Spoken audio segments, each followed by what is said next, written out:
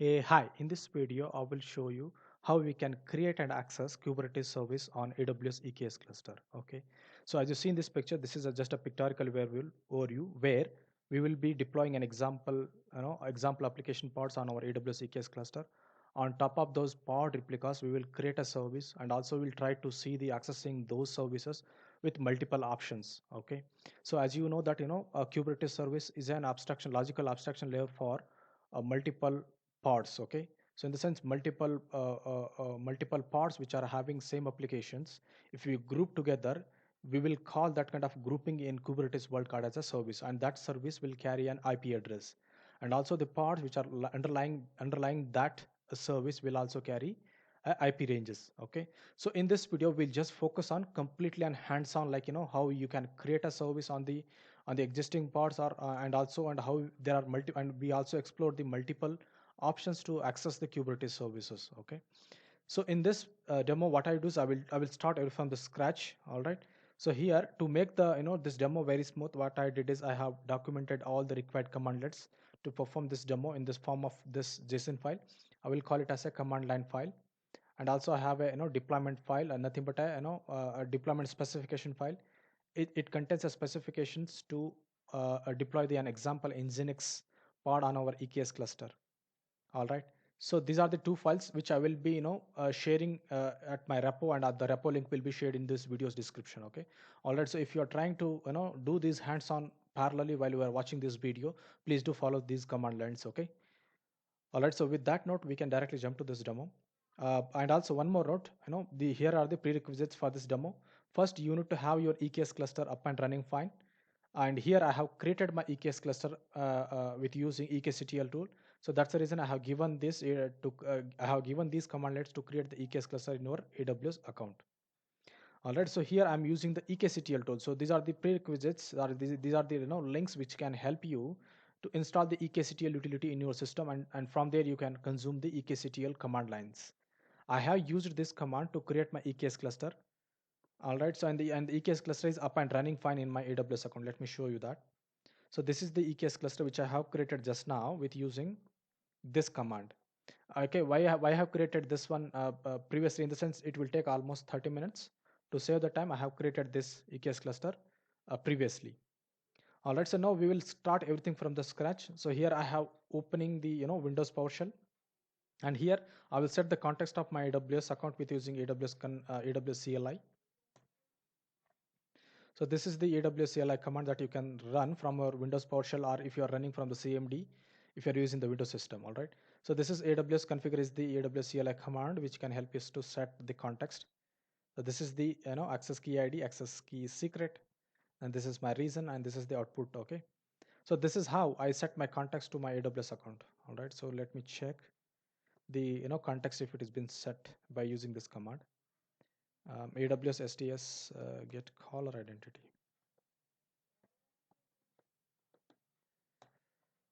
So we run this command to just to check whether the context has been set. If it returns something, then it means that the context is set. Okay, all right. So we are now set to go ahead and invoke run the rest commands to to understand the create and accessing the Kubernetes service at AWS EKS cluster. All right. So now first command, let's check the status of our EKS cluster with using EKCTL utility. So this is the command I use. Previously I created the EKS cluster with using EKCTL command line. Now I'm just checking the status. Okay, anyways, the status is active, but I will just to make sure that this is how EKCTL command line works. All right, so what we do now, we see the status of the EKS cluster. Right now it is an active state. Okay, all right, so we are now set. We are already set the required environment for this demo. We'll go to the next command. So next command is this is the command which I need to run one after the other to show you everything which are related to this demo. That is to create a service and explore the topics around the service, and also finally how we can access the Kubernetes services. All right, so now first what we do is we create the namespace first, because we use this namespace to deploy our example application, that is Nginx application. So I'm just creating a namespace called my Nginx. All right, the Nginx namespace is created. Now what we have to do is we have to deploy an example application, that is Nginx. So if I go here, so this is my deployment specification file for my Nginx. Here, so let me walk you through this. Here is the API kind, right? You see that the kind is deployment, nothing but we are deploying an application. The name is, this is my name, and this is the namespace. And under the specification, we have the selectors, match labels. So all these files, you can use these file as same as it is. Whereas for your production system or for your production, probably the specification file will change. All right, so now what I do is I have to run this deployment. So for that one, I need to change the working directory to that file path. So that file is been sitting here. So I will do a cd to this path. Now I should be fine to run this command. Okay, why we need to do this is because we are using the dot operator, so that this kubectl. Okay, now we are invoking the kubectl command. Before I invoke this kubectl command, let me tell you something. Okay, so since I am the user. Okay, since I am the user who created this EKS cluster, so that's the reason by default I will be having administrator access, and then only it is allowing me to run the kubectl command. In your case, if you are not created the EKS cluster, probably you need to update your kubeconfig file so that you can run the kubectl command against your EKS cluster. So now we are deploying an Nginx application on our EKS cluster with using this command. All right, I just invoked it. Now our application is deployed, and let's go and check the pod status with using this command. Kubectl namespace, n is nothing but namespace. This is my namespace name. Get pods, and o is nothing but output wide. So that is we are getting the wide output. Here you go. Right now we have the two Nginx replicas we've been running. Okay, here if I can reiterate back, here we are deploying the Nginx applications parts of two replica at once. Okay, so make a note that here we have not created any services, but we have deployed the pod before we create the service. So there is a very important point which I will highlight in the next. Okay, so just for you make a one point. All right, so we'll go to the next command. So next command is we create a now we will create a service with using this command. The service, okay, the service now which we are creating now, it is been a logical abstraction to those parts which we have just now seen above. So this is the service. Okay, that is my, again the service name is my Nginx. So that service now wrapping, in the sense it is creating an abstraction layer in front of these two parts or pod replicas. Now let me run this. What we are doing is we are exposing nothing but this command which create a service to the pointing to a particular deployment. All right, and the name is my Nginx. So here you go, the service is up and running fine. Now this is how we create a service. Now let's describe the service with using this command. All right, so this is a wrong copy. I will just copy again.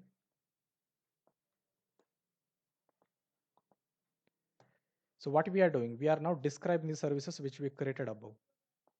Here you go, right? So it contains multiple information about our service: name, namespace, label annotations, selectors, types, IP. So you see, right? You need to make a note of this. This is my IP range assigned to my Nginx service, which is sitting in my Nginx namespace. And the endpoint, and nothing but the under the hood, it has two parts. And if you see, these are the IP ranges: 22.89, 24.89, 24.89, right? And we have 29.72. So 29.72. So these are the parts which are being now abstracted by this service, logically abstracted by this service. All right, so we'll do next operation. So okay, what we do is now now we try to access the service by sitting in some other dummy pod. Okay, we right now deploy a dummy pod. We go inside that pod and we try to access the service. In the sense, we are sitting in the same EKS cluster and accessing our Nginx service. Now let me do that with using next commands. Let me run this command again. So what it does is kubectl namespace my Nginx gets service of this name, and output JSON path, you get the cluster IP range. You see, right? So this is the same IP range which I retrieved from here, right? So this is the another way to retrieve the exact IP address of your service. Now what we do, now we use that IP range, okay, and try to access that IP from the some other parts within the same EKS cluster. What I do is I deploy an example dummy pod inside that EKS cluster, and I will go inside the pod and try to access the service. In the sense, we are sitting in the same EKS cluster and try to access the service. That is the next operation. Okay. Here you need to remove the my dollar my cluster IP with this IP range. Let me do that.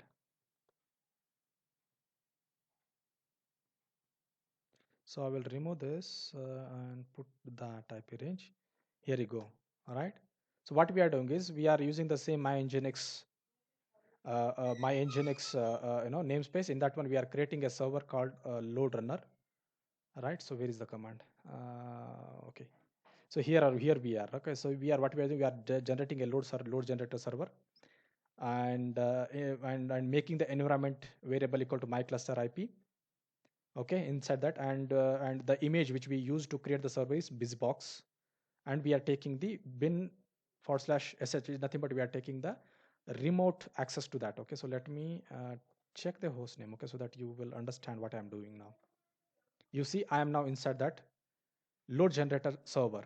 Now what we do is we run the next command. What we are doing now is we are now accessing the service by being inside the EKS cluster.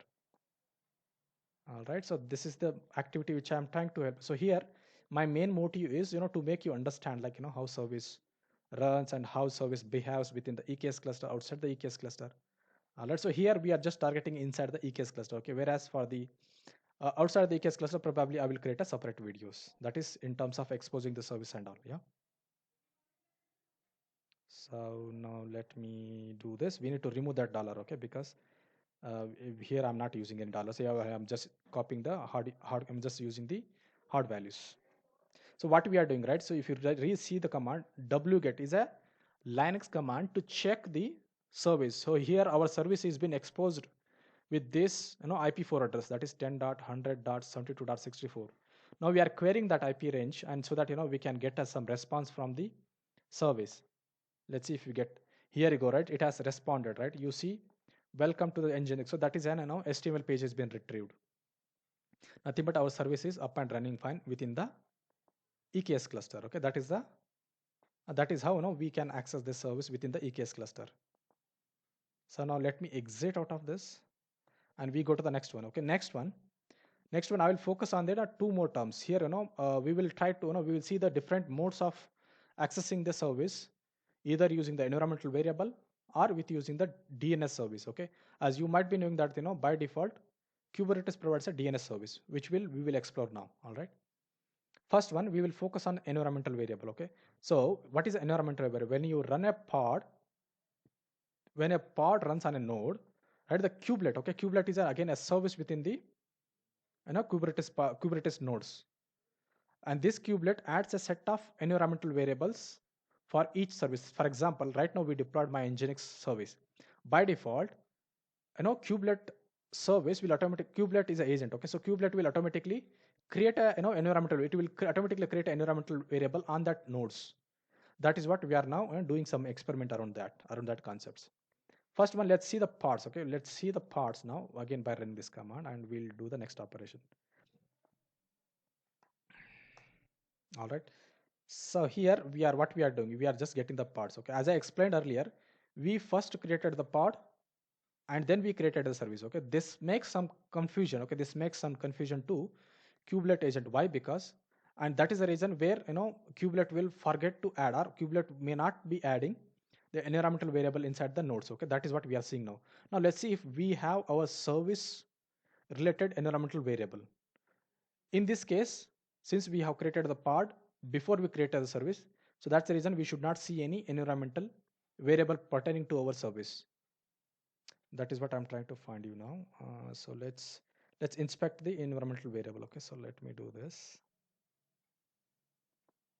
and run this command. So here kubectl, this is my namespace, get pod, and get output, nothing but get the name of my pod. All right, so this is my, I'm just getting the pod name. Here you go. So this is the same pod name which you can see from here. Now we go inside this pod and try to see the environmental variable. So let's see the environmental variable pertaining to this pod. All right, so let me run this command again. We should not see in this pod because we, as I said, we have created the pods before we create the service. I need to remove this. Okay, I need to remove this with my service. What we are doing now, we are putting a print environment. Okay, we are printing the environmental variables pertaining to this pod. So kubectl, this is my nginx, and here you go, right? So so these are the environmental variable been added when we deploy a pod by default. Okay, that is what I was telling. So here you go, right? So there are multiple environmental variable: path, home name, Kubernetes port, services, and host services, blah blah blah. Okay, so there are n number of a number of environmental variable pertaining to this part, but we don't see any environmental variable pertaining to the services which we created. Why it is happening? Because because we have created the pod before we created the service. Now what we do, we try to kill these pods, then or just restart this deployment. Then the pods will get after the service has been created, because the service is already been created now. If we restart now, nothing but we are killing the pods, and pods are now getting regenerated.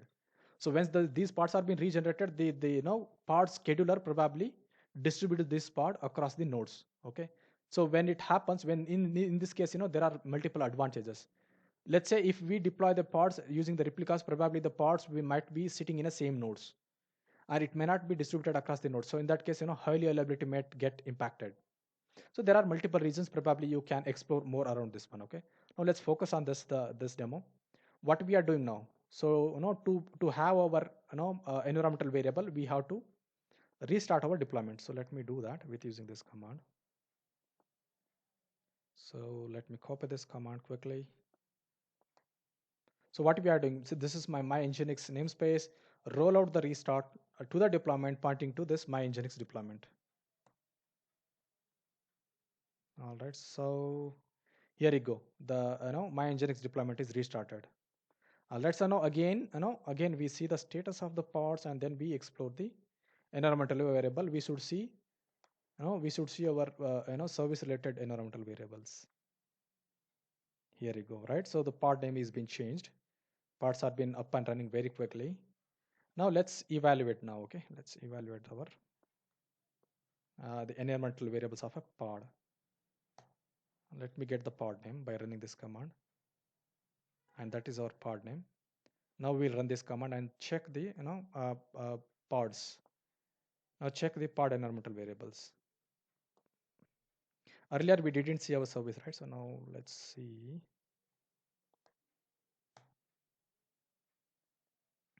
I will show you the difference. Okay. Here you go, right? So earlier, let's see where is our service. My nginx, right? You see my nginx port, right?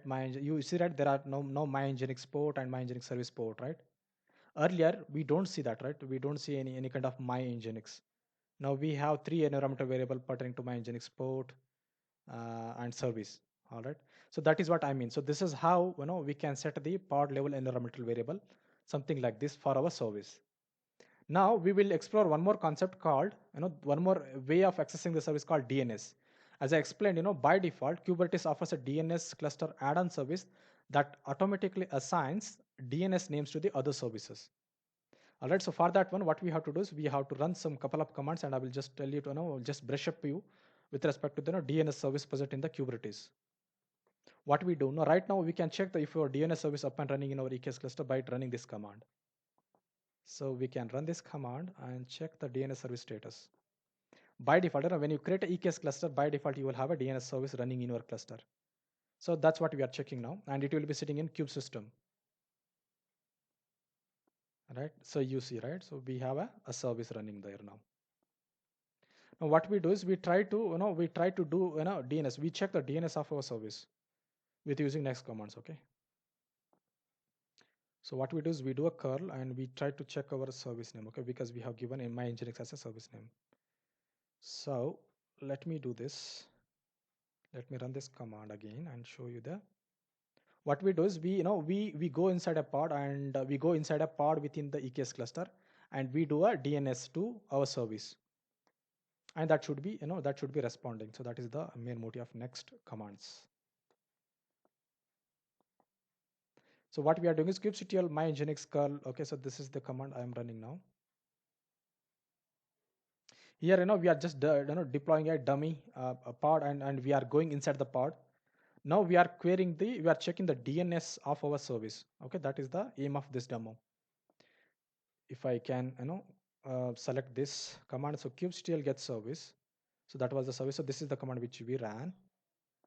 Kubectl, this is my nginx run curl. In the sense, we are running a curl server of type image this, and we are doing a TTY, nothing but we are taking a remote access to that pod. Right, we are in the pod. So let me check the host name. So it should be curl. Here you go. The server is curl. Okay. Now what we do is we check the DNS of our service. Now DNS should be responding. That is what I mean. Okay, that is what my main motive now. Here you go, right? Our DNS service has been responding now. If I check, if I do a NS lookup, that is a general command which we run to check the DNS service, DNS responding of of a FQDN or of whatever it is. So here this was my service name. I'm checking the NS lookup of my service, and it is been responding with the a couple of addresses. All right, so that's all. I have successfully shown you the required things to be shown in this video from this scratch. Okay, anyways, so these command file will be shared in my GitHub repo, and the GitHub repo link will be shared in this video's description. Please find these files at the video's description. Okay, so with that note, thank you very much for watching my videos. Kind request, please do subscribe my channel. That would really encourage me a lot. Okay, so with that note, thank you, thanks a lot.